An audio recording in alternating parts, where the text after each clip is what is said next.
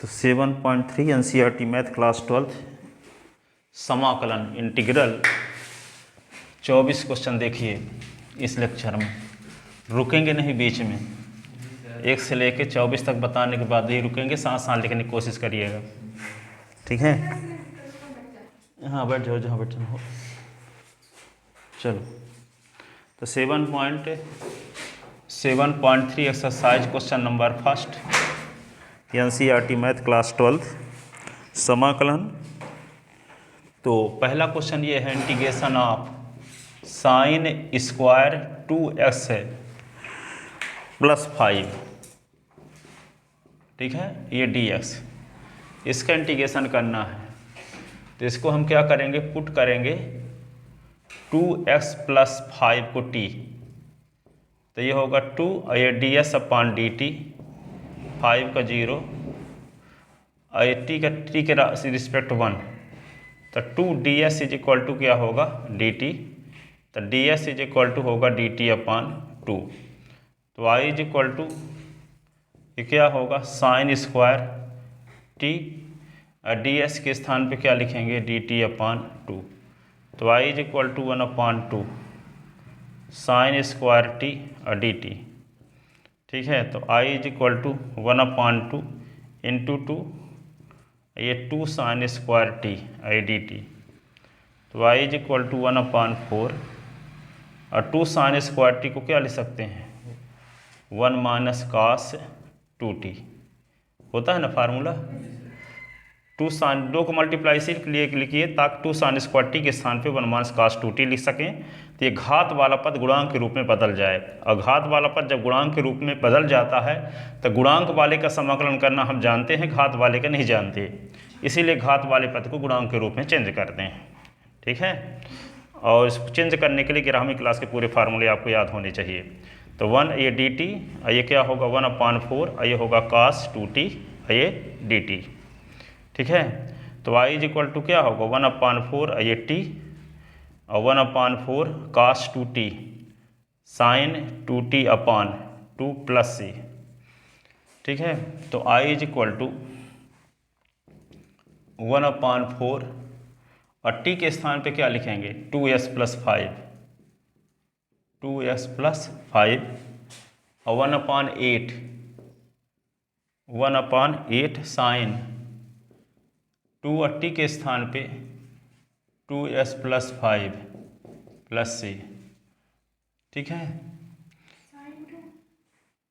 Sign कास 2t का integration sign 2t upon 2, जो गुणांक होता है उसका भाग देते हैं, ठीक है। अब यहाँ पे t की वैल्यू है रख दिए क्या 2s प्लस 5, 2 तो पहले से था, ठीक है। ये आंसर हो गया। दूसरा सवाल देखो इसका। दूसरा सवाल ये है sine 3x cos 4x, sine 3x integration of sine 3x और कास 4x ये dx, इसका इंटीग्रेशन करना है। इसका इंटीग्रेशन करने के लिए आप 11वीं क्लास में एक फार्मूला पढ़े थे साइन a प्लस बी, कि नहीं, sine a cos b plus cos a sine b, ये फार्मूला पढ़े थे। साइन a माइनस बी भी पढ़े थे, क्या होता था sine a cos b minus cos a sine b, ठीक है। अब इन दोनों को जब जोड़ते हो, इसका नाम फर्स्ट रख लो, इसका नाम सेकंड, तो 1 धन 2 से दोनों को जब जोड़ते हो तो लास्ट वाला पद कैंसिल हो जाता है, ठीक है। तो लास्ट वाला जब कैंसिल होगा तो साइन a प्लस बी और sine a minus b, sine a plus b और plus sine a minus b बराबर क्या फार्मूला बन गया sine a cos b, sine a cos b 2 बार है तो 2 साइन a कास बी हुआ। तो 2 साइन a कास बी के फार्मूला यही लगने वाला है यहाँ पर, 2 की कमी है तो 2 का गुना 2 का भाग। तो i is equal to 1 upon 2, क्या होगा 2 साइन 3x ये कास 4x है, ये ds। तो i is equal to 1 upon 2, अब इसके स्थान पे ये लिख सकते हैं साइन a प्लस बी, तो sine 3s plus 4s, sine 3s plus 4s और plus sign 3x minus 4s। Business में 100 रुपये मिले। हाँ तो फार्मूला लगाओगे ही ना, यहाँ पे लिख दो ऐसे बगल में, ठीक है। कैसे आता है बता रहे हैं ताकि आपको पक्का भरोसा हो जाए कि हाँ होता है। फार्मूले पर लिखते तो आप याद करना पड़ता, ठीक है। पर जो फार्मूला आपको याद है उसकी मदद से निकाल दिए। अब देखो तो i is equal to 1/2 3s 4s क्या होता है साइन 7x ds और 1/2 साइन -x ये ds, ठीक है। तो i इज इक्वल टू क्या होगा 1/2 साइन 7x का इंटीग्रेशन माइनस कास अपॉन 7 1/2 और साइन माइनस थीटा क्या होता है माइनस साइन थीटा, तो यहाँ माइनस लिख दिए यहाँ, ये माइनस साइन x dx, ठीक है। अब साइन इसका इंटीग्रेशन तो जानते हैं वो minus cos x, minus cos x, तो लिख दो। तो इसको लिख सकते हैं i इज इक्वल टू ये होगा 2 7 14 तो माइनस कास 7s अपॉन 7 दूना 14 minus 1/2 minus cos x plus c, ठीक है। अब इसी को क्या लिख सकते हैं i is equal to minus cos 7x upon 14 और minus minus plus 1/2 cos x plus c,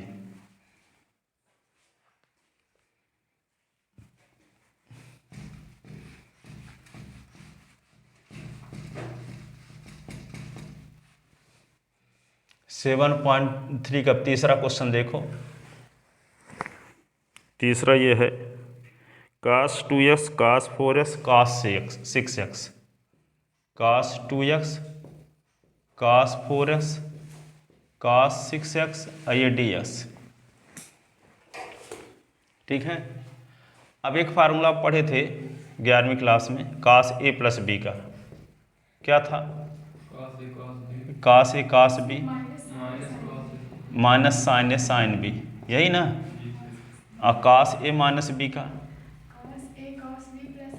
cos A cos B और plus sine A sine B, ये इक्वेशन ये होगा first equation second, adding equation first and second, adding equation first and second.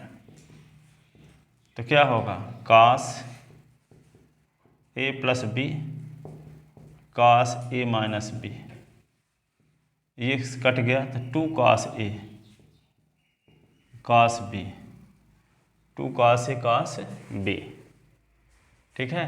तो देखो यहाँ 2 कास A cos B की formula होता है cos A plus B plus cos A minus B, लेकिन यहाँ 2 की कमी है, 2 का गुणा 2 का भाग, और 3 पद है तो इसमें 2 को लेकर अभी चलेंगे, है ना। तो 1/2 ये क्या लिख दें 2 कास 2x कास 4x और एक ठो कास 6x अलग से लिखते जाओ, ठीक है। अब इन दोनों में फार्मूला लगा सकते हो 2 कास ए कास बी का, 2 कास ए कास बी का क्या फार्मूला है cos A plus B plus cos A minus B, तो कास 2s प्लस 4x और plus cos 2s minus 4s cos 6x dx, आज i is equal to 1/2 cos ये 6x cos ये minus 2x cos 6x dx, तो i is equal to 1/2 cos 6x तो cos square 6x ds, cos minus theta cos है theta होता है ना, तो 1/2 ये होगा कास 2x और कास 6x ds, ठीक है। कास 6x का दोनों के साथ गुणा किए तो इसके साथ कास 6x का गुणा कास 6x के साथ क्या आया कास स्क्वायर 6x, अब इसका इसके साथ तो 1/2 भी दोनों के साथ लेगा, इसका गुणा भी किए, कास माइनस थीटा का फार्मूला भी लगा दिए, ठीक है। अब देखो ये 2 फार्मूले आपके पास सामने हैं, 2 कास स्क्वायर ए का फार्मूला होता है 1 प्लस कास 2a होता है, तो 2 cos स्क्वायर 6x का क्या फार्मूला हो जाएगा, 1 + cos 6x का दुगुना 12x। यहाँ a था ना तो 2a हुआ, तो 6x है तब 12x हो जाएगा। ठीक है, अब इसमें 2 का गुना 2 का भाग, तो यही फार्मूला फिर से लग जाएगा 2 cos a cos b वाला। 2 का गुना 2 का भाग करेंगे तो i = क्या हुआ 1/2। इसमें फार्मूला जब लगाओगे तो क्या होगा 1 + cos 12x, ये हो गया dx। और 1/2 × 2, 2 का और गुणा किए तो 2 cos 2x cos 6x है, ये हो गया dx। अब आगे क्या लिख सकते हैं हम, तो ये i = 1/2, ये होगा 1 dx और 1/2 cos 12x dx, 1/4 2 cos a cos b का formula cos a + b 2x + 6x cos 2x - 6x, ये हो गया dx। तो i = 1/2 cos 12x, cos 12x का इंटीग्रेशन sin 12, 1/4 12x है, कहाँ पे cos 2x, cos 2s + 6x cos 2s - 6x, cos a + b cos a - b, ये है तो 2 cos a cos b तो cos a + b + cos a - b। a का काम कौन कर रहा है 2s, b का काम 6x, तो cos 2s + 6x है और cos 2s - 6x, ये क्या होगा cos 8x cos क्या -4x,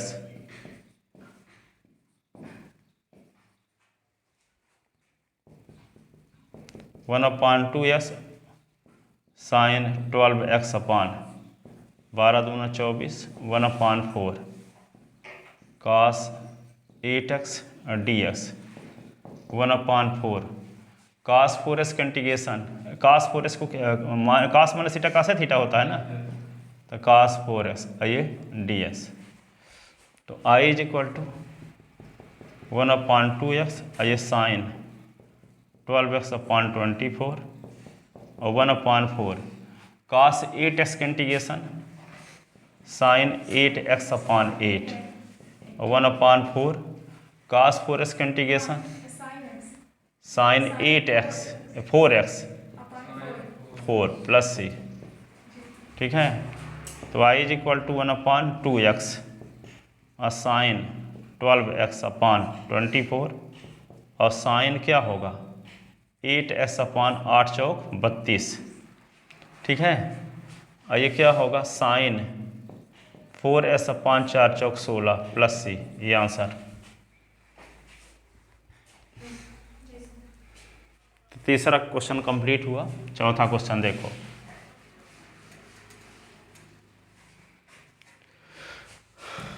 तो 7.3 एक्सरसाइज चल रही है, इसमें 3 क्वेश्चन बताए गए। चौथा क्वेश्चन देखो, इस पर आधारित इसके प्रीवियस लेक्चर में 18 फार्मूले प्रूव किए गए हैं इस पर आधारित। ठीक है, sec s tan s cosec s cot s का इंटीग्रेशन कैसे निकालते हैं। ठीक है, 1/x² + स्क्वायर का इंटीग्रेशन क्या होता है, 1/x² - a² का integration 1/x² a² - x², 1/√x² + a², 1/√x² - x²-a², 1/√a² - x²। इन सब का फार्मूला कल प्रूफ किया गया है लास्ट लेक्चर में। ठीक है, तो इसको देख सकते हैं लास्ट लेक्चर में। इसको आगे देखो, अगला क्वेश्चन 4 नंबर क्या है। 4 नंबर क्वेश्चन क्या है, इंटीग्रेशन ऑफ क्या है sin क्यूब 2x + 1 ये dx। इसका इंटीग्रेशन कैसे करोगे? 2s+1 को t मानेंगे, ठीक है। घात वाले पद को गुणांक के रूप में बदलते हैं, ठीक है। अब यहाँ पे पहले तो यहाँ पे 2s+1 को t मानना पड़ेगा, तो साइन क्यूब t आ जाएगा। साइन क्यूब t को घात वाले पद को गुणांक के रूप में बदलेंगे तो साइन 3 थीटा का फार्मूला लगाएंगे। तो साइन 3 थीटा के फार्मूला की मदद से आप साइन क्यूब t की वैल्यू, घात वाले पद की वैल्यू गुणांक के रूप में लिख सकोगे और उसका इंटीग्रेशन फिर किया जा सकेगा। इसलिए 2s+1 को हम क्या मानेंगे? पहले t मानेंगे, और दोनों पक्षों का हम t के सापेक्ष अवकलन करें, चाहे दोनों पक्षों का s के सापेक्ष अवकलन करें, दोनों कर सकते हैं, ठीक है। कोई ज़रूरी नहीं है कि s के सापेक्ष करो, कोई ज़रूरी नहीं है कि t के सापेक्ष करो, चाहे s के सापेक्ष करो चाहे t के सापेक्ष करो, है ना। तो यहाँ पे क्या करते हैं, जैसे मान लो यहाँ पे t के सापेक्ष करते चले आए हैं, तो 2s का डिफरेंशियल ds/dt हुआ, और 1 का डिफरेंशियल 0, और t के रिस्पेक्ट डिफरेंशियल 1, तो 2ds = क्या हो गया? dt, ठीक है। यदि हम s के सापेक्ष अवकलन कर दिए होते तो 2s का 1 और 1 का 0 और t का क्या होता? dt/dx होता। तो ds को इधर ले आते तो 2ds = dt आता वही, ठीक है। तो यहाँ पे ds = हो जाता dt/2, और यहाँ भी ds = क्या हो जाएगा? dt/2। तो जो पुट किए हैं, तो जो t पुट किए हैं तो t के सापेक्ष डिफरेंशियल करो, और यहाँ s वाला फलन तो s के सापेक्ष भी कर सकते हो, क्योंकि दो चर उपस्थित रहेंगे, एक पुट करने वाला चर और एक जो पहले से दिया गया है, ठीक है। तो जो पहले से दिया गया है उस चर के सापेक्ष भी अवकलन कर सकते हो, और जो पुट करते हो उसके सापेक्ष भी अवकलन कर सकते हो। और अवकलन करने का मकसद क्या है कि यदि हम इसके स्थान पे t लिख देंगे तो यहाँ dt की जरूरत पड़ेगी, है dx है, ठीक है। पूरा फंक्शन t के रूप में बदल जाएगा, तो ds की वैल्यू भी dt के रूप में बदलेगी, तभी तो इंटीग्रेशन हो पाएगा। ऐसा तो हो ही नहीं सकता कि यहाँ t का फलन हो और डैश के सापेक्ष समाकलन करना हो, ठीक है। यदि t का फलन तो t के सापेक्ष समाकलन, थीटा का फलन तो थीटा के सापेक्ष समाकलन, z का फलन तो z के सापेक्ष समाकलन होना जरूरी है, ठीक है। तो यदि z के सापेक्ष समाकलन है तो dz होना जरूरी है, थीटा के सापेक्ष समाकलन तो d थीटा होना जरूरी है, ठीक है। y के सापेक्ष तो dy होना जरूरी है। तो जब ये 2s+1 को हम t मान लेंगे तो ds की वैल्यू dt के रूप में आना जरूरी है। इसीलिए हम दोनों पक्षों का जो मानते हैं उसी के सापेक्ष अवकलन करते हैं, या कि जो चर दिया गया है उसके सापेक्ष अवकलन करते हैं, तब ds का मान dt के रूप में मिल जाता है, ठीक है। तो ये हुआ। अब हम क्या करेंगे? i = क्या लिखेंगे? इंटीग्रेशन ऑफ है, ये होगा साइन क्यूब t, ये ds के स्थान पे क्या लिख दें? dt/2। तो i = क्या होगा? 1/2, ये होगा साइन क्यूब t, ये होगा dt, sign cube t dt, ठीक है। अब साइन क्यूब t को हम क्या लिख सकते हैं? साइन क्यूब t को हम लिख सकते हैं 1/2। घात वाले पद को गुणांक के रूप में बदलने के लिए दो तरीके हैं।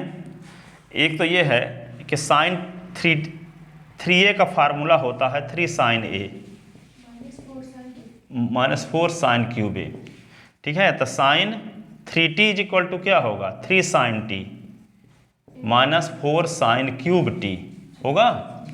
तो यहाँ पे 4 sin क्यूब t को इधर ले आएंगे, माइनस में है तो प्लस हो जाएगा, इसको उधर पहुँचा दो, तो 4 sin क्यूब t, ये 3 sin t तो है ही, आइए sin 3t किधर ले आए तो -sin 3t।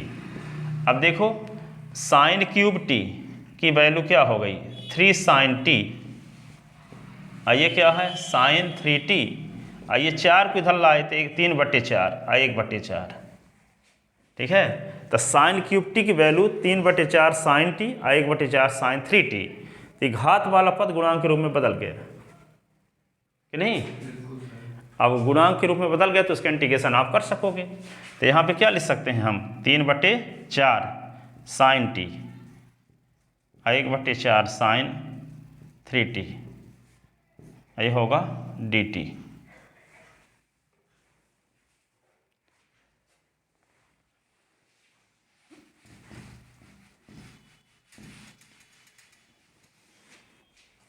तो i = तो 1/2 × 3/4, ये होगा sin t dt। 1/2 1/4 sign 3t और dt। तो y is equal to 3/8 sine का integration minus cos t, 1/8 sine 3t का integration minus cos 3t upon 3 plus c. तो y is equal to -3 cos t upon 8 plus 8 तिरिक 24 cos 3t plus c. तो y is equal to -3 cos t के स्थान पे क्या लिखेंगे 2s + 1 upon 8, तो 1/24 और कास 3t के स्थान पे क्या लिखेंगे 2s + 1 प्लस सी, ये आंसर। तो ये आ गया इसका इंटीग्रेशन। अब देखो question number 5।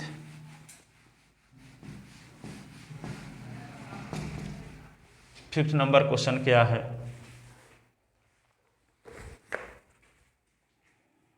Integration of sine cube x cos cube x.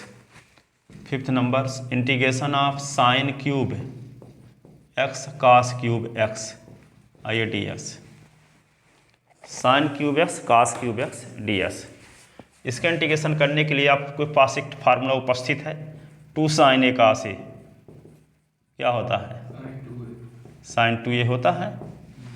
तो इसको क्या लिख सकते हैं हम, इसको लिख सकते हैं साइन एक्स कास एक्स और दोनों की इकट्ठा पावर 3 ये डी एस। ठीक है, और इसमें यदि 2 मिल जाए तो 2 साइन एक्स कास एक्स का फार्मूला साइन 2a जानते हैं, 2 की कमी है लेकिन पूरे की पावर 3 लगा हुआ है, तो हम 2 की पावर 3 का गुणा कर दें तो 2 साइन एक्स कास एक्स की पावर 3 हो जाएगा। तो 2 की पावर 3 का जब गुणा करेंगे तो 2 की पावर 3 का भाग भी देना पड़ेगा। तो i इज इक्वल टू क्या लिखेंगे 1/2 की पावर 3 और ये 2 की पावर 3 और ये साइन एक्स और कास एक्स की पावर 3 है, इसलिए 2 की पावर 3 स्क्वायर होता है तो 2 के स्क्वायर का गुणा भाग करते हैं। तो i इज इक्वल टू क्या होगा 1/8 हो गया और ये क्या हुआ 2 साइन एक्स कास एक्स की पावर 3 और ये डी एस। तो i इज इक्वल टू 1/8 तो लिखोगे ही, ये किसका फार्मूला है साइन 2x का और इसकी पावर 3 और ये डी एस। इसी को लिख सकते हैं क्या 1/8 और ये होगा साइन क्यूब 2x और डी एस। अब 2s को t मानो, 2s को क्या मानो t, तो पुट 2s को t मानते हैं तो 2ds/dt इज इक्वल टू 1, तो 2ds is equal to dt, तो ds is equal to dt/2, dt/2।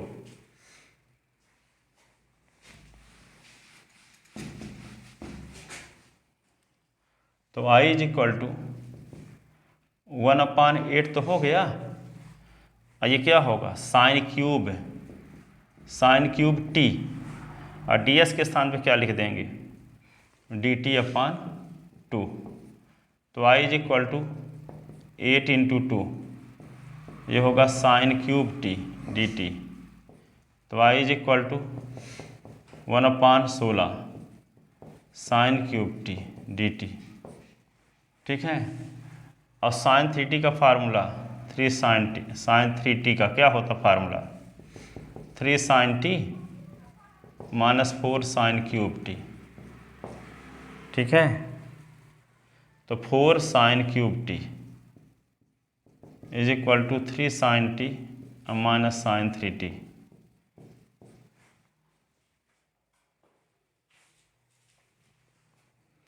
तो i इज इक्वल टू क्या होगा 1/16 तो होगा 3 sine t minus sine 3t और ये होगा dt।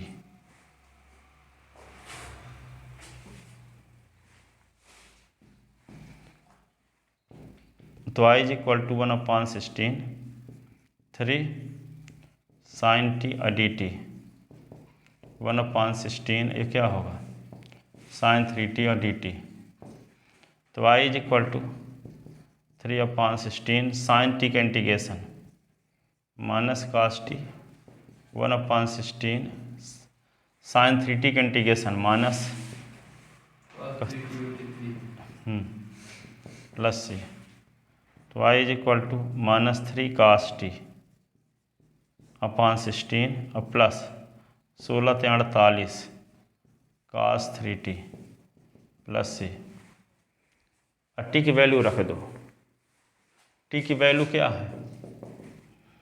-3 कास टी के स्थान पे 2s लिख दो अपान 16 और 1/48 और कास 3 × 2x अब प्लस सी।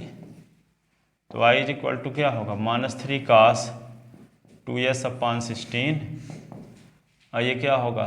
कास 6x अपान 48 प्लस सी। ये आंसर। ये क्वेश्चन नंबर किस में?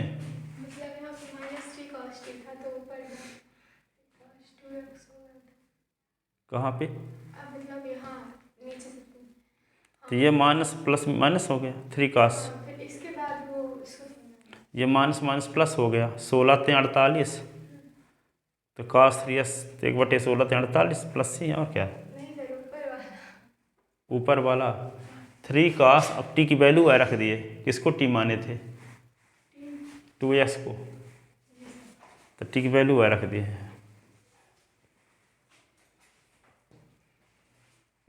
आगे देखो क्वेश्चन नंबर 6।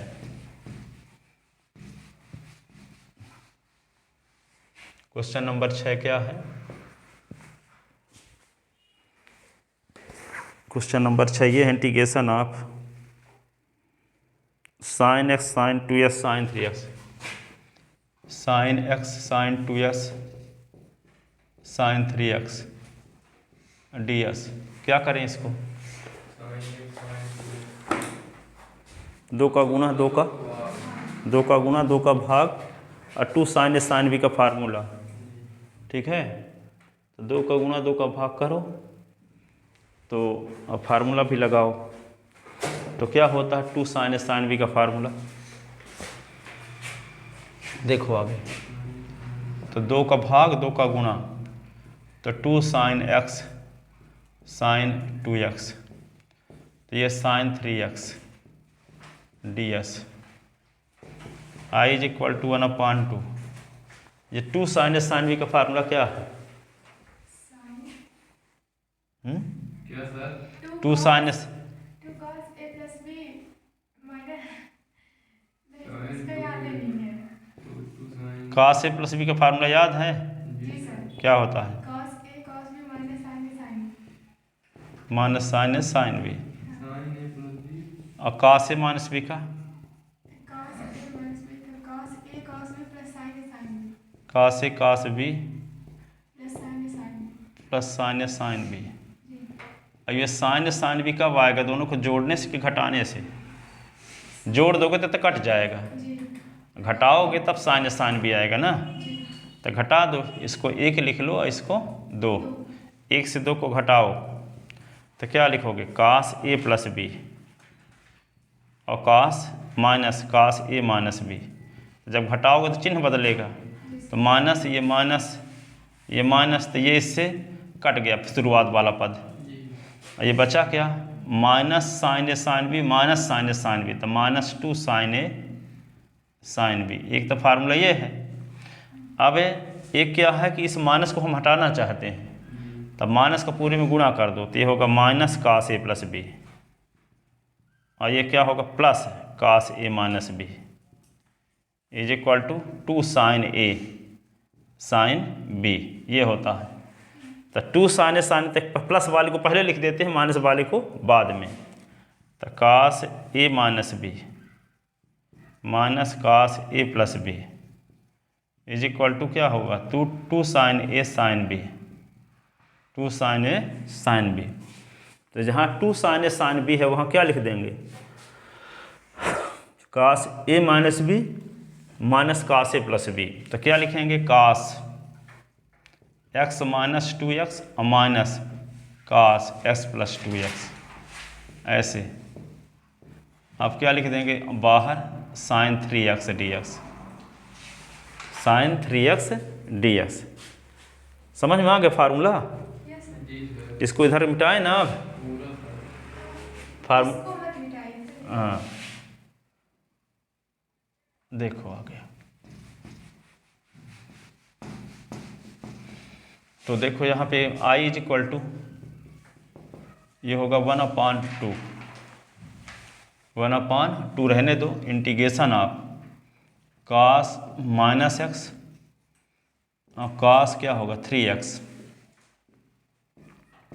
बाहर sin 3x है और dx, बाहर sin 3x और dx। अब क्या किया जाए इसको, तो y is equal to cos minus theta cos है थीटा होता है 1/2, ये हो गया cos x ds, 1/2 ये क्या होगा cos, अंदर गुणा भी कर देते हैं ना, तो ये cos माइनस थीटा तो cos x होता है और sin 3x और आ गया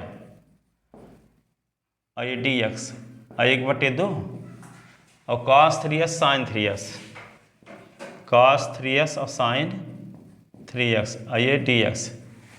इसी को क्रम भी बदल सकते हैं चाहो तो 1/2 sin पहले लिख दो, sin 3x और cos x और ds 1/2 ये क्या होगा sin 3x और cos 3x और ये ds। ठीक है, ये sin 3x है। अब देखो क्या करोगे, इसमें कौन सा फार्मूला लगेगा, 2 का गुणा 2 का भाग, तो i इज इक्वल टू क्या होगा 1/2 इंटू 2 sin 3x और cos x ds 1/2 इंटू 2, यहाँ भी क्या 2 का मल्टीप्लाई था 2 sin 3x cos 3x ds। अब क्या करोगे, यहाँ पे 2 फार्मूले लगने वाले हैं, एक है 2 sin a cos b, तो क्या होता है sin a प्लस b और plus sin a minus b, और यहाँ पे एक होता है 2 sin a sin b, 2 sin a cos b, 2 sin a cos a, यानी a है दोनों स्थान पे, तो 2 sin a cos a का फार्मूला sin 2a, तो ये वाला फार्मूला यहाँ लगेगा sin 2a वाला, और ये वाला फार्मूला यहाँ। तो क्या करें इसको, तो i इज इक्वल टू क्या होगा 1/4 2 sin a cos b, तो साइन क्या होगा 3x और प्लस x और साइन, ये गलत लिख दिए ना, ये साइन है ना है दोनों, साइन a माइनस b, ये हो गया ना। तो a माइनस बी के स्थान पे काम कौन कर रहा है, x माइनस 2 है 3x माइनस x, ऐसे साइन 3x प्लस x और साइन 3x माइनस x, ठीक है, ये हो। अब 1/4 इसका फार्मूला लगाओ 2 sin b का, 2 sin b तो साइन 2a, तो साइन 2 इंटू 3x ये ds, तो i इज इक्वल टू क्या होगा 1/4 3s क्या होगा साइन 4x ds, 1/4 3s से 1s निकाल दो साइन 2x dx। अब इसमें क्या करोगे 1/4 ये होगा साइन 6x, ठीक है। अब i इज इक्वल टू क्या लिख दोगे 1/4 साइन 4x का integration minus cos 4x/4 1/4 sign 2x का integration minus cos 2x/2, integration कर रहे हैं ना, 1/4 साइन 6x का तो minus cos 6x/6 plus c, तो i इज इक्वल टू क्या होगा -4 चौक 16 cos 4x 4 दूना 8 cos 2x और माइनस माइनस प्लस, 6 चौको 24, और ये होगा cos 6x प्लस c, ये हुआ।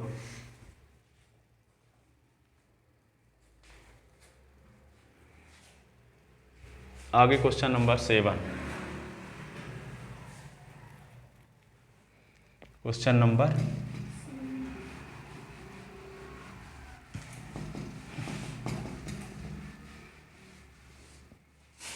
तो क्वेश्चन नंबर 7 क्या है?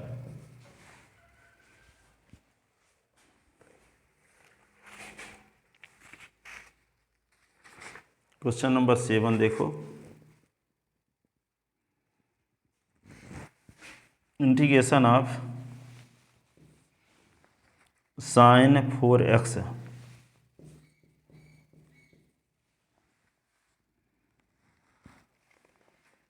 और sin 8x ds, sin 4x sin 8x, तो कौन फार्मूला लगने वाला है? 2 sin a, तो क्या फार्मूला होता है?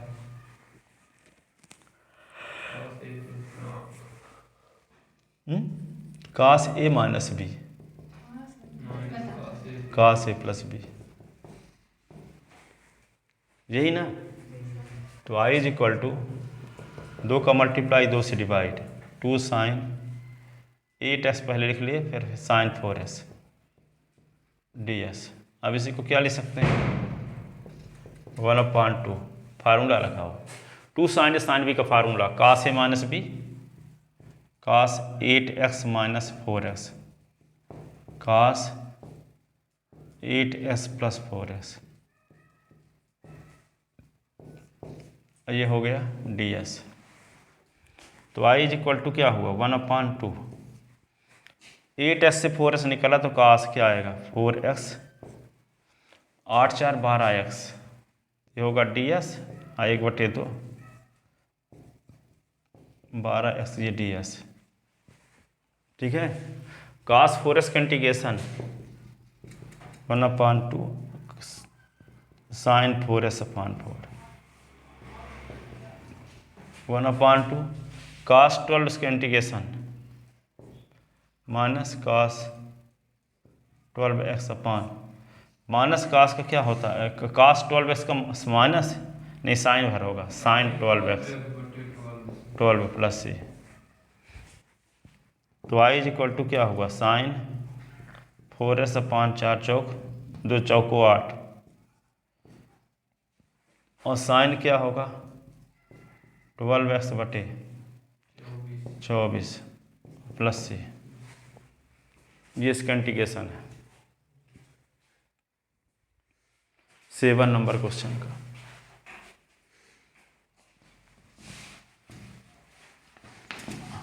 लिख लिए? सब मिटा दें?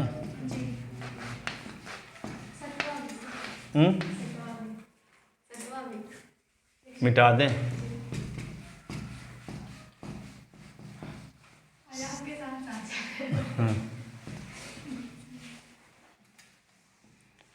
एक महात्मा जी थे, तो वे भूत भविष्य वर्तमान सब कुछ जानते थे। तो उनके जो शिष्य थे तो सोचे थे कि हम गुरु जी को आज गलत साबित करके रहेंगे। तो शिष्य लोग एक तितली लेकर जाते हैं और कहते हैं गुरु जी हम हाथ में क्या लिए हैं? तो गुरु जी सोचते रहते हैं तो बता देते हैं तितली लिए हो। फिर बोले कि वो जीवित हुई है कि मरी हुई है?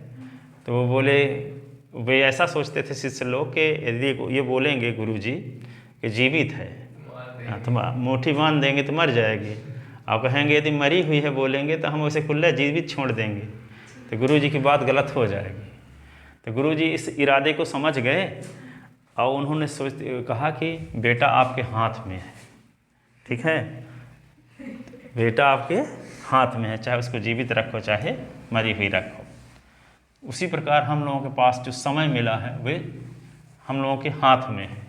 उस समय का हम चाहे सदुपयोग करें चाहे दुरुपयोग करें, ठीक है। अब देखो क्वेश्चन नंबर है 8। क्वेश्चन नंबर 8 क्या है?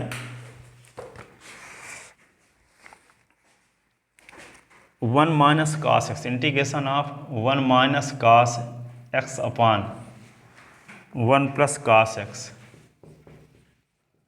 आई हो गया ds।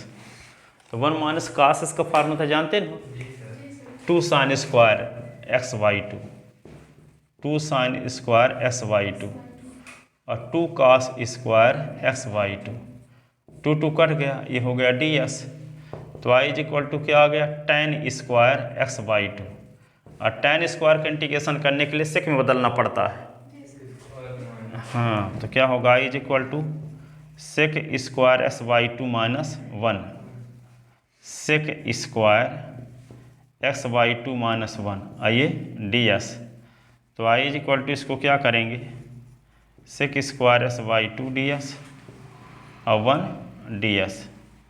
I is equal to sec square S by 2 का integration tan s by 2, S का जो गुणांक है तो गुणांक का भाग भी होता है, चाहे s बाई 2 को t मानो। यदि आप t नहीं माने हो तो सेक स्क्वायर एस बाई 2 का इंटीग्रेशन कर दो, तो tan x बाई 2 और s का जो गुणांक होगा उसका भाग भी देना पड़ेगा, ठीक है। और 1 का इंटीग्रेशन x प्लस c, तो क्या होगा, आई इज इक्वल टू होगा 2 tan x बाई 2 माइनस एक्स प्लस सी, ये आंसर, ठीक है ना। अब क्वेश्चन नंबर इसका 9 क्या है? 9 नंबर क्वेश्चन इंटीग्रेशन ऑफ है कास एक्स अपान 1 प्लस कास एक्स, कास एक्स अपान 1 प्लस कास एक्स, आइए ds। तो इसको क्या करते हैं, एक जोड़ दो एक घटा दो, तो 1 प्लस कास एक्स माइनस 1 अपान 1 प्लस कास एक्स, ये क्या हो गया ds। तो आई इज इक्वल टू क्या होगा, 1 प्लस कास एक्स के अपान में 1 प्लस कास एक्स और 1 के अपान में 1 प्लस कास एक्स, ऐसे ये हो गया क्या ds, ये इससे कट गया। तो आई इज इक्वल टू क्या होगा, 1 माइनस 1 अपान 1 प्लस कास एक्स, ये हो गया ds। तो आई इज इक्वल टू क्या होगा 1 ds, ये 1 अपान 1 प्लस कास एक्स और ds। और 1 का इंटीग्रेशन तो जानते हैं x होता है, इसमें 1 माइनस कास एक्स का ऊपर नीचे मल्टीप्लाई करना पड़ता है, 1 plus cos X 1 minus cos x का, ठीक है। अब क्या करेंगे इसको, I is equal to S तो लिखबे करोगे, ये क्या हो जाएगा 1 minus cos X upon A plus B A minus B, तो 1 का स्क्वायर ये कास स्क्वायर एक्स, ये ds। तो आई इज इक्वल टू क्या होता है x, ये 1 माइनस कास एक्स अपान 1 माइनस कास स्क्वायर एक्स, तो क्या होता है साइन स्क्वायर एक्स होगा, ये ds। इसको क्या लिख सकते हैं हम आगे, I is equal to x minus 1 के अपान में भी साइन स्क्वायर एक्स है, कास एक्स के अपान में भी साइन स्क्वायर एक्स है, ये क्या हो गया ds। तो I is equal to x minus 1 upon sine square x क्या होगा, हाँ कोसेक स्क्वायर एक्स, कोसेक, हाँ और 1 अपान साइन एक्स लिख लो और कास एक्स अपान साइन एक्स लिख लो इसी को, ये क्या हो गया ds। तो आई इज इक्वल टू क्या होगा x माइनस, ये होगा cosec square x, 1 upon sign cosec x और काट एक्स, ये होगा ds। तो आई इज इक्वल टू क्या होगा x माइनस, ये होगा कोसेक स्क्वायर एक्स ds, और माइनस माइनस क्या होगा प्लस, ये होगा cosec X cot X ds। तो I is equal to X और कोसेक स्क्वायर एक्स का इंटीग्रेशन माइनस काट है, और कोसेक काट एक्स का minus cosec X plus C, I is equal to, अब क्या करोगे इसको, अब इसको क्या करोगे माइनस माइनस प्लस हो गया, तो एक्स प्लस काट एक्स, ये minus cosec X plus c, ये इसका इंटीग्रेशन हो गया। अब क्वेश्चन नंबर 10 देखो। अब सब छोटे छोटे क्वेश्चन है, बड़े नहीं। तो क्वेश्चन नंबर 10 ये है, question number 10, integration of sine की power 4x IADS। Integration of sine की पावर 4x ds। तो i इज इक्वल टू, इसको क्या लिख सकते हैं, साइन स्क्वायर s का स्क्वायर ds, और 2 साइन स्क्वायर s का फार्मूला जानते हो, 1 माइनस कास 2x होता है। तो साइन स्क्वायर s का फार्मूला क्या होगा, 1 माइनस कास 2s अपॉन 2। ठीक है, तो इसको क्या लिखोगे, साइन स्क्वायर s के स्थान पर लिखेंगे 1 माइनस कास 2x अपॉन 2 का क्या होगा स्क्वायर, ये ds। तो 1 माइनस कास 2x का स्क्वायर अपॉन 2 का स्क्वायर, ये ds। तो i is equal to 1 minus cos 2x। Deepawali का भावात्मक अर्थ समझते हो? भावात्मक अर्थ क्या है दीपावली का? भावात्मक अर्थ पहले आता है रक्षाबंधन कि नहीं, फिर क्या आता है कृष्ण जन्माष्टमी, ठीक है, फिर क्या आता है, फिर आता है दशहरा, फिर क्या आता है दीपावली। सुनो, अभी 4 चीज़ों को मैं समझाता हूँ। पहले रक्षाबंधन, ऐसा नहीं है कृष्ण जन्माष्टमी पहले हो जाए फिर रक्षाबंधन आए, ऐसा नहीं है कि दशहरा पहले आ जाए फिर कृष्ण जन्माष्टमी आए, ऐसा भी नहीं है कि दीपावली पहले आ गए दशहरा बाद में, ठीक है। इसका क्रम का मतलब क्या है, रक्षाबंधन, सुनो, रक्षाबंधन, कृष्ण जन्माष्टमी, दशहरा और दीपावली। अब एक एग्जाम्पल ये बताओ, रावण का वध कृष्ण से होता है, कृष्ण या राम से ही होगा और किसी से नहीं, ठीक है। रक्षाबंधन का मतलब ये होता है जब आपके अंदर भाई बहन जैसी पवित्रता आएगी तब आपके अंदर कृष्ण का जन्म होगा, आपके अंदर कृष्ण का जन्म होगा। और जब कृष्ण के जन्म आपके अंदर होगा तो आपके अंदर 5 बुराइयों का नाश होगा, दशहरा, रावण वध, ठीक है। और 5 बुराइयों का आपके अंदर से जब नाश हो जाएगा तो आपकी ज़िंदगी में दीपावली आ जाएगी, खुशहाली आ जाएगी, ठीक है। तो जब तक आपके अंदर रक्षाबंधन वाली त्यौहार नहीं आएगा तो ये दीपावली भी नहीं आएगी, चाहे भले पटाखा फोड़ के मना लो इसको, ठीक है, नाच गा के मना लो, लेकिन क्या है, रक्षाबंधन का मतलब समझ गए, भाई बहन जैसी पवित्रता आएगी। दूसरों को उसी प्रकार देखो जैसे घर के सदस्यों को देखते हो, ठीक है। दूसरों को, माँ बहन बेटियों को उसी दृष्टि में देखो जैसे घर के सदस्यों को देखते हो। ये भाई बहन जैसी पवित्रता हुई। जब आपके अंदर भाई बहन जैसी पवित्रता आएगी तब कृष्ण का जन्म आपके अंदर होगा, तभी आपके अंदर कृष्ण आएंगे। ये भावना नहीं है, बहुत सारे लोग क्या होते हैं, यही भावना नहीं रहती है, उल्टा पुल्टा हो रहते हैं और वे रात दिन मेहनत करते हैं पर उनका रिजल्ट कोरा कागज के बराबर आता है, ठीक है। तो ये है, तब कृष्ण जन्माष्टमी होगी, आपके अंदर कृष्ण का जन्म होगा। जब कृष्ण जब आपके अंदर आएंगे तभी आपके अंदर क्या होगा, 5 बुराइयों, दशहरा ने रावण वध, 5 बुराइयों का नाश होगा। और जब 5 बुराइयों का जिसके अंदर नाश हो जाता है वो कृष्ण की मदद से ही होगा, ठीक है ना।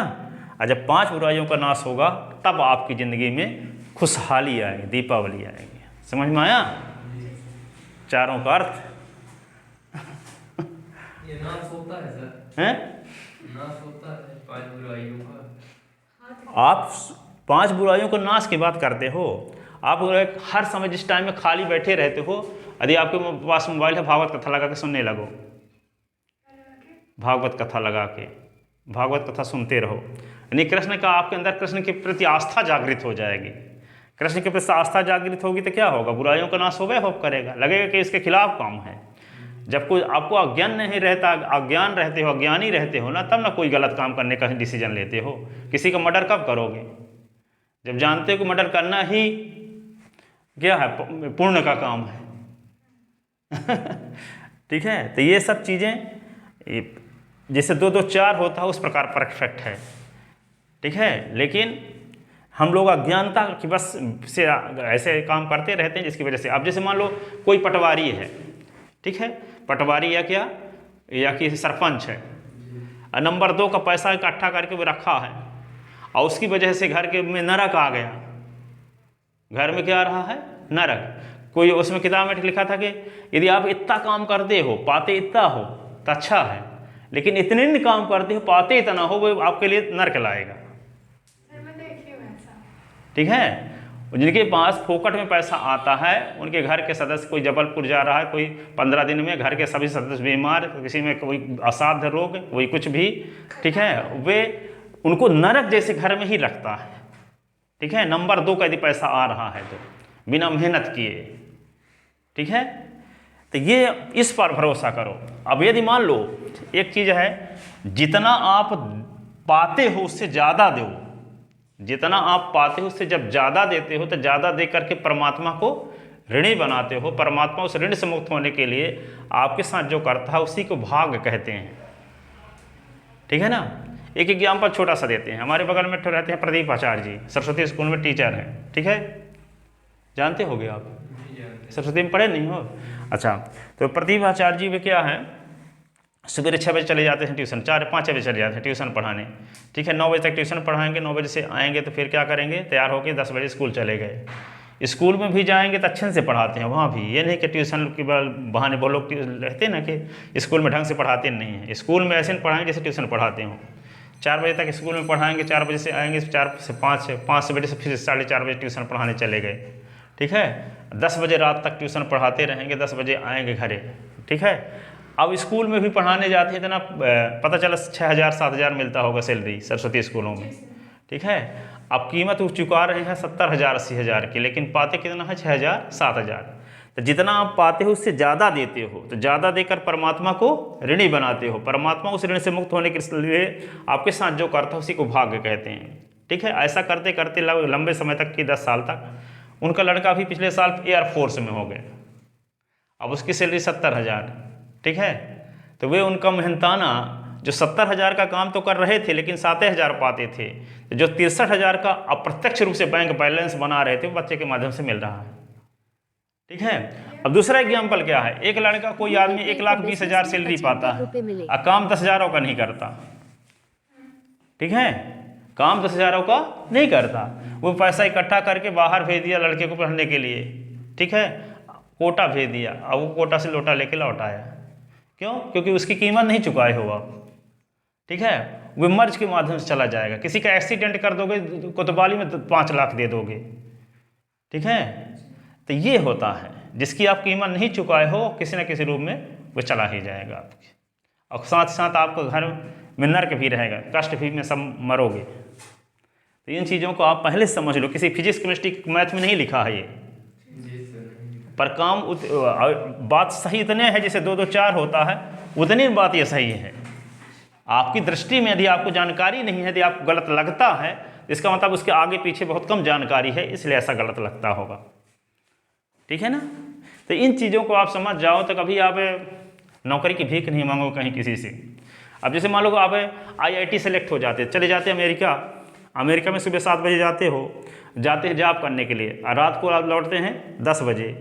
ठीक है, कभी कभी पूरी रात फैक्ट्री में रुकना पड़ता है। अब 10 बजे तक रात में रहते हैं, सुबह 7 बजे 6 बजे चले गए, और 7 बजे बच्चा सो रहा था, लौटे तब भी सो गया। वाइफ वहाँ फ़ोटो दिखाती है कि पापा हैं, नहीं कहेंगे संडे को कौन अंकल जी आ गए। वो कभी देखते नहीं बच्चे को, क्यों? 7 बजे चले गए, लौटते हैं तब भी बच्चा सो गया होता है। बच्चा नहीं पहचानेगा कौन अंकल जी आ गए, ये तो बता रहे हैं, संडे को फोटो दिखाया करती है उनकी वाइफ। तो इस प्रकार के बिजी होते हैं वहाँ। अब मान लो सुबह 7 बजे से लेकर 10 बजे तक कितने घंटे हुए बताओ? 7 से 7 12 घंटा, और 3 घंटे हुए 10 घंटे, मेरे 15 घंटे। 15 घंटे काम वो करते हैं वहाँ रह के अमेरिका में। यहाँ से कितने किलोमीटर दूर। 15 घंटे आप यही काम ना करो, कोई भी काम पकड़ के 15 घंटे करो ना, उतने पैसा बनाओगे जितना आप अमेरिका में रह के कमाते हो।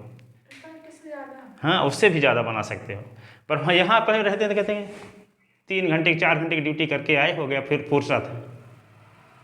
ठीक है, किसी किताब में पढ़ा था वे क्यों, यदि आप 8 घंटे ही काम करते हो तो सिर्फ रोजी रोटी कमाओगे, 8 घंटे से ज़्यादा किया गया काम आपके भविष्य के लिए निवेश है।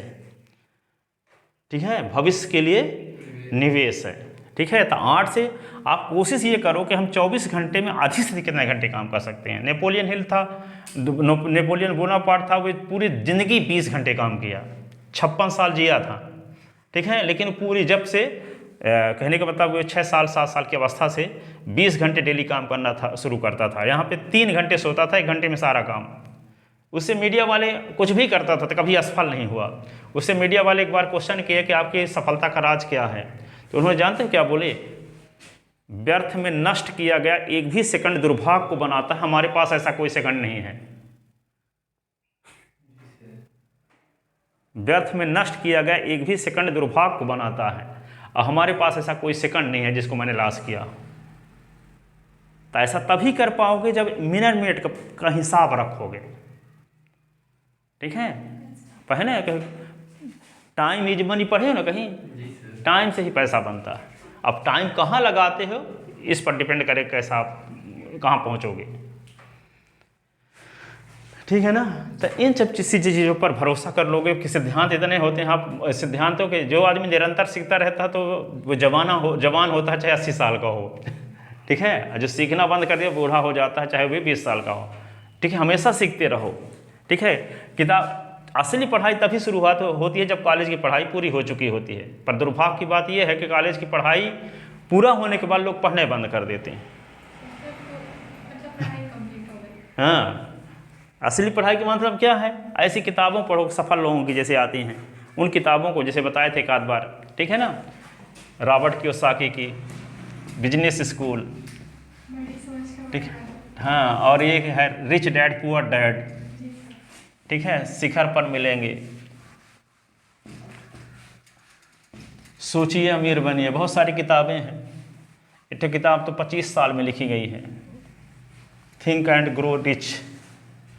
देखो क्वेश्चन बताओ, हो गया ना पूरा? जी 10 नंबर बताना है, हो गया। 10 पूरा हो गया, पूरा हो गया। अब 11 बताना है। 10 के बाद 10 नंबर बताने वाले थे। नहीं सर, बता चुके हैं। अच्छा 11 नंबर देखो। बस बताओ है पर अभी अधूरा है। हाँ, अब ये अधूरा है। ये नहीं आया। क्या सीन है? सर इतने कैसे बता। 1 मिनट, हाँ अभी पूरा कहाँ हो,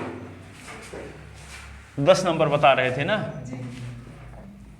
तो साइन की पावर क्या था 4x, ऐसे। तो इसको क्या लिख सकते हैं हम, साइन स्क्वायर x का स्क्वायर ds। साइन स्क्वायर का फार्मूला जान ही चुके हो, ये होता है 2 sine square x is equal to होता है 1 और 1 प्लस कास 2x, 1 माइनस कास 2x होता है ना। तो साइन स्क्वायर x बराबर क्या होगा, 1 माइनस कास 2x अपान 2। तो ये क्या होगा, 1 माइनस कास 2x अपान 2 का स्क्वायर करोगे ना, ये ds। ठीक है, अब क्या करेंगे, i is equal to 1 minus cos 2x का स्क्वायर अपान क्या होगा 2 का स्क्वायर, ये ds। तो i is equal to a minus b के होल स्क्वायर का फार्मूला, तो 1 का square minus 2 into 1 into cos 2x, ये होगा कास स्क्वायर 2x अपान क्या होगा 4, ये होगा ds। तो i इज इक्वल टू क्या होगा, 1 का स्क्वायर 1 माइनस 2 कास 2x, ये होगा कास स्क्वायर 2x।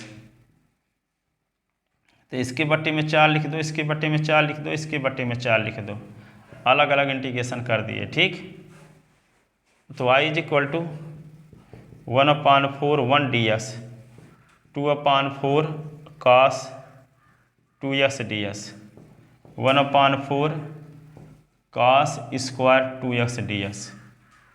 ठीक है, तो i इज इक्वल टू क्या होगा, 1/4 1 का x, ये कट गया तो 1/2 कास 2x का इंटीग्रेशन साइन 2x अपान 2, 1/4 ये क्या होगा cos स्क्वायर 2s का इंटीग्रेशन, तो 2 का मल्टीप्लाई 2 से डिवाइड, 2 cos स्क्वायर 2x ये ds, ठीक है ना। अब इसी को क्या लिख सकते हैं हम,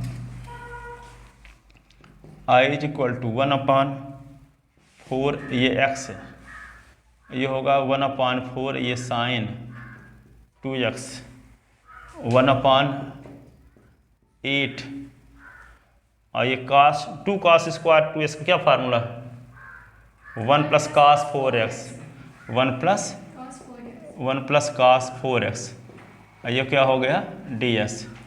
तो I इज इक्वल टू क्या होगा 1/4x 1/4 साइन 2x ये क्या लिख सकते हैं 1/8 1 dx और 1/8 cos 4x dx ऐसे। तो I is equal to 1/4x 1/4 ये साइन 2x और 1/8 और 1 का इंटीग्रेशन x है और 1/8 और cos 4x का इंटीग्रेशन cos 4x का साइन 4x अपान 4 यही ना प्लस c। तो I is equal to 1/4x ये होगा साइन 2s/4 1/8 x 8 चौक 32 ये क्या होगा साइन 4s प्लस c, ठीक है। अब 1/4s 1/8x को इकट्ठा कर लो तो क्या होगा 4 और 8 का लघुत्तम होगा तो 8 आएगा, तो 2x + x/8 ये क्या होगा साइन 2s/4 ये क्या है साइन 4s/32 ये प्लस c, ठीक है। तो I इज इक्वल टू क्या होगा 3x/8 ये क्या होगा साइन 2s/4, ठीक है, और साइन 4s/32 AC ऐसे, ठीक है ना। तो इसका इंटीग्रेशन आ गया। सर मतलब ये 3 ठोका एलसीएम लिए है, ये 1/4 इन दोनों को इकट्ठा करके एलसीएम ले लिए, तो 8 और 4 का लघुत्तम 8 8 में 2 का 4 का भाग था 2 तो 2x + 1x, ठीक है ना।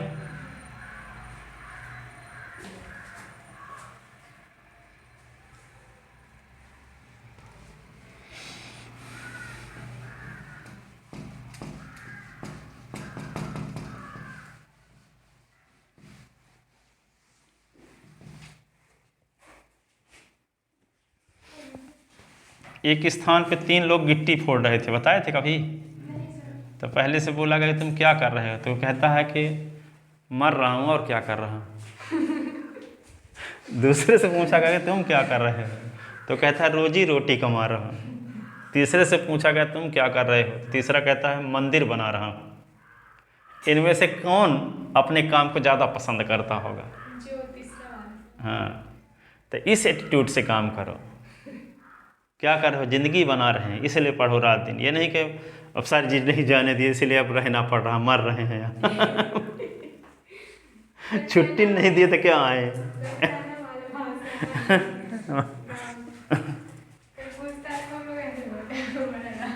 पापा मारे डा रहे हैं पढ़ा पढ़ा के।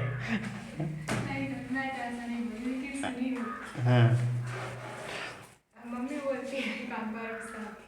क्या बोलती हैं? क्या बोलती हैं? अरे जैसे कि कोई काम वाम रहता है ना, हाँ तो मतलब घर की बात बतानी चाहिए, बता देती हूँ सब लोग अपने। हाँ। तो अगर कोई काम करे तो मैं बोलूँगी, पापा बोलेंगे मम्मी क्या कर रही हो किसी यार इतनी देर से, और मरा लाना ही काम।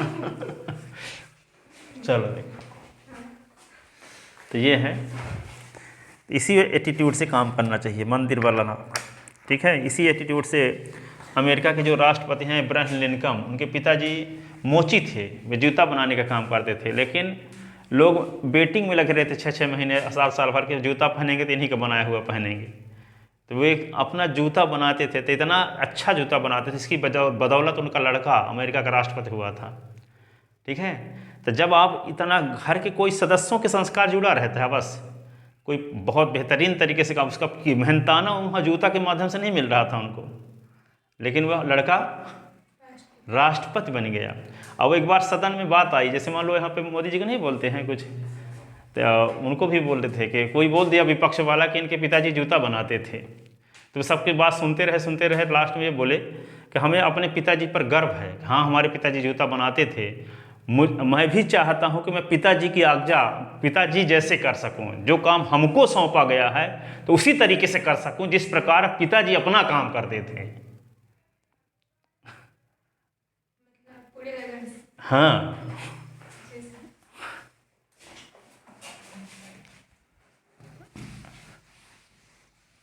तो ये कोई काम छोटा या बड़ा नहीं होता, जिस काम को आपको सौंपा जाए उस काम कितने बेहतरीन तरीके से करो कि उससे अच्छा कोई ना कर सके।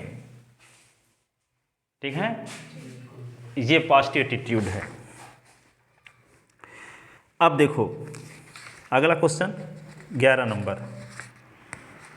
ये सब बीच बीच में इसलिए बताते रहते हैं कि पढ़ते पढ़ते मैं बोर ना हो जाओ ना, ठीक है बीच बीच में सलाद मिलना जरूरी है ठीक है, आगे क्वेश्चन नंबर है 11 नंबर क्वेश्चन ये है, क्या दिया है, cos की पावर 4 इंटीग्रेशन ऑफ cos की पावर 4 और 2x, cos की पावर 4 2x आइए ds, तो क्या करेंगे, पुट करो, 2s को t मानते हैं तो 2 आइए ds upon dt is equal to 1, तो 2 ds इज इक्वल टू क्या होगा dt, तो ds is equal to dt upon 2, तो i इज इक्वल टू क्या होगा cos की पावर 4 ये होगा t और ds के स्थान पे dt अपॉन 2, तो i is equal to 1 upon 4 cos 4t और dt, तो cos 4t तो 1 अपॉन 4। अब यहाँ पे cos इसको क्या लिख सकते हैं, cos स्क्वायर t का स्क्वायर कि नहीं, आइए dt, एक फार्मूला पढ़े हो 2 cos square t is equal to होता है 1 प्लस cos 2t होता है ना, और तो cos स्क्वायर t बराबर क्या हो जाएगा 1 प्लस cos 2t अपॉन 2 कि नहीं, तो यहाँ साइन स्क्वायर टी इसके पहले वाले क्वेश्चन में था, तो 1 माइनस cos 2t अपॉन 2 लिखे थे, और यहाँ cos स्क्वायर टी आ गया तो 1 प्लस cos 2t अपॉन 2 लिखेंगे, ये घात वाला पद है तो गुणांक के रूप में बदल जाएगा, तो i इज इक्वल टू हम क्या लिखेंगे 1/4 तो है ही, ये cos स्क्वायर टी के स्थान पे क्या लिख देंगे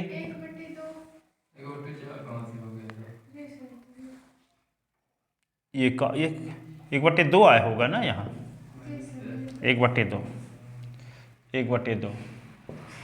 अब ये क्या होगा 1 प्लस cos 2t अपॉन 2 ये dt ऐसे ना, तो i is equal to 1 upon 2, ये क्या लिख सकते हैं 1 प्लस cos 2t का स्क्वायर अपॉन 2 का स्क्वायर dt, तो i is equal to 1 upon 2 का स्क्वायर 1 प्लस cos 2t का स्क्वायर ये dt, तो i इज इक्वल टू क्या होगा 1 अपॉन 8, और a प्लस b के होल स्क्वायर का फार्मूला लगाओ, तो 1 का square cos square 2t plus 2 into 1 into cos 2t, ये क्या हो गया dt, इसी को क्या लिख सकते हैं i is equal to 1 upon 8, 1 ये होगा cos स्क्वायर 2t और 2 cos 2t, ये हो गया dt।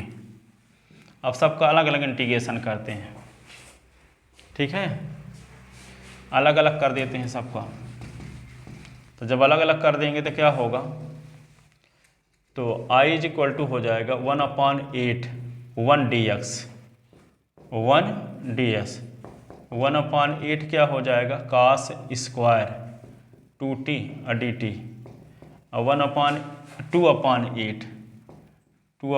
8 क्या लिख देंगे cos 2t और ये dt, तो i is equal to 1 upon 8, 1 का इंटीग्रेशन क्या हुआ dt है ना, हाँ t, ये क्या होगा 1 अपॉन 8 cos स्क्वायर 2t, फिर से इसको घात वाले पद को गुणांक के रूप में बदलना पड़ेगा। तो इंटू 2 और यहाँ पे 2 cos स्क्वायर 2t, ये dt, ये 1/4, ये cos 2t और dt। ठीक है, तो i इज इक्वल टू क्या होगा 1/8, ये t और 1/16। 2 cos स्क्वायर 2t का क्या formula 1 + cos 4t, 1 + cos 4t, ये होगा dt 1/4 और cos 2t का इंटीग्रेशन sin 2t/2। ठीक है, तो i is equal to 1/8t और ये क्या होगा 1/16 और 1 dt और 1/16 cos 4t और dt और 1 साइन क्या होगा 2t अपान 4 दूना 8 प्लस c, तो 1/8 और ये t 1/16 और ये t। ठीक है, और 1/16 cos 4t का इंटीग्रेशन sin 40/4 और ये sin 2t/8 और प्लस c। ठीक है, तो i is equal to 1/8t, 1/8t के स्थान पे क्या लिखेंगे, किसको t माने थे 2x को, तो 1/16 और ये होगा 2x और ये होगा साइन 4, ये 2x अपान 16 चौको 64, ये क्या होगा साइन 2, ये 2x अपान 8 प्लस c, तो ये 2 एकम 2 चौको, तो x/4, 2 चौको 2 8 16, तो 1/8 x साइन क्या होगा 8x/64 और ये क्या होगा साइन 4s/8 प्लस c, तो क्या होगा i is equal to LCM 8, तो 8 तो 2x + x और ये साइन क्या हुआ 8x/64 और ये क्या होगा साइन 4s/8 प्लस c, तो i इज इक्वल टू क्या होगा 3s/8 और साइन 8x/64 और ये क्या होगा साइन 4s/8 प्लस c, ये आंसर हुआ। ठीक है ना, इधर के तो लिख चुके होगे, ये तो फार्मूला लिखा हुआ था ये।